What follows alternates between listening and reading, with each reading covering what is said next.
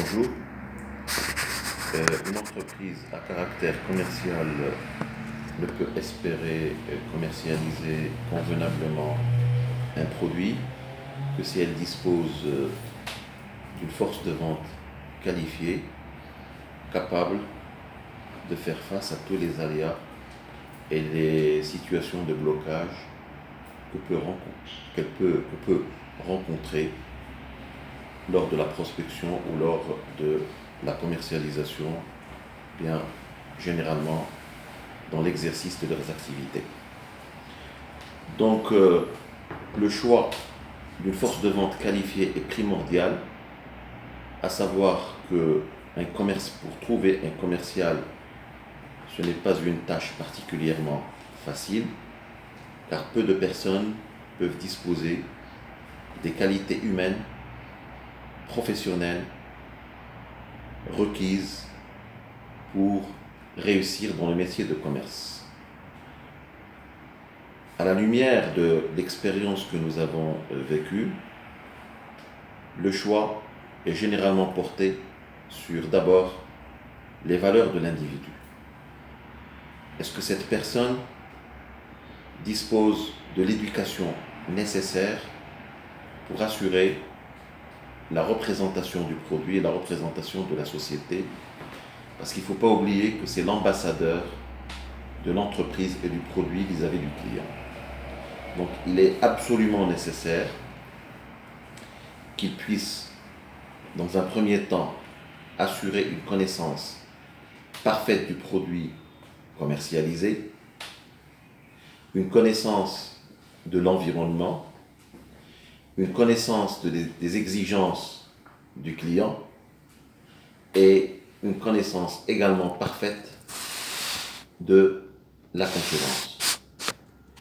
Et ce sont tous ces aspects-là qu'un responsable commercial ou chef des ventes est appelé à analyser quotidiennement avec sa force de vente pour mener à bien sa mission. Donc, nous devons en quelque sorte assurer une séparation entre les deux tâches. Un commercial doit être souvent encadré, coaché et accompagné par son responsable lors de l'exécution de sa mission. Il doit subir la formation nécessaire et généralement, il doit être surveillé à travers des tableaux de bord de management qui sont mis en place et qui prennent en considération tous les contacts établis, la qualité de l'accueil qu'il réserve à ses clients,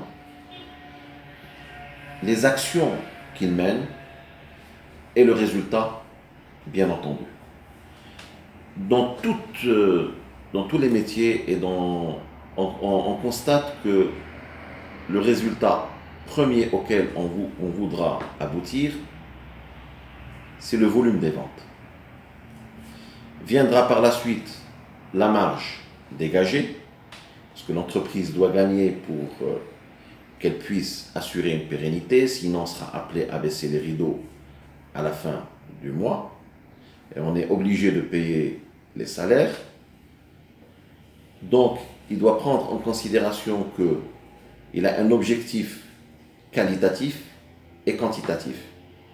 Quand je parle d'un objectif quantitatif, généralement pour toutes les entreprises, il y a 3 critères majeurs que doit surveiller un responsable de vente: le volume de vente, la marge dégagée et la part de marché. Il est absolument nécessaire de surveiller la part de marché à la fin de chaque mois pour voir si le comportement de notre produit et de nos ventes suit la tendance du marché ou il est en recul. Et bien entendu, en fonction des résultats obtenus, il faut qu'il y ait des plans d'action correctifs pour, soi-disant, consolider la progression si elle est là, ou bien mettre en place tous les moyens nécessaires pour corriger la tendance. Nous avons bien entendu, comme j'avais dit, 3 indicateurs qui doivent être souvent en vert. Si jamais la tendance ne suit pas, et généralement il y a des hauts et des bas parce que le marché reste très actif et très dynamique, et à chaque fois qu'il y a une performance d'un produit ou d'une marque, il y a automatiquement des représailles de la part de la concurrence qui doit préparer à son tour des plans d'action et des contre-attaques qui obligent en quelque sorte le responsable à corriger son tir et modifier ses actions en fonction de la conjoncture du marché. Donc, il est primordial de souligner que les bases de management de la force de vente doivent se baser, et une activité doit être pilotée à travers des plans d'action et des indicateurs, et justement à travers des tableaux de bord que nous devons surveiller à tout moment. Viendra par la suite des objectifs qualitatifs. Et les objectifs qualitatifs sont extrêmement importants parce que même en arrivant à atteindre les objectifs et en arrivant à avoir les 3 indicateurs en vert, il se peut que des clients, pour une raison ou une autre, ne soient pas contents de nos prestations, et si on les lâche comme ça dans la nature, insatisfaits, ils risquent de détourner nos futurs clients vers la concurrence. C'est la raison pour laquelle il faut qu'il y ait toujours des indicateurs de suivi qui sont liés à la satisfaction, à savoir, est-ce que le client a été bien pris en charge, est-ce que le client a été satisfait de nos prestations, satisfait de nos produits, et le plus important, est-ce qu'il va nous recommander auprès de nos futurs clients et auprès de ses connaissances. Parce qu'un bon client satisfait est automatiquement un prescripteur de futurs clients. Et un client satisfait, c'est un client qui va automatiquement bloquer toutes nos tentatives et empêcher à ce que nos actions aboutissent dans les meilleures conditions.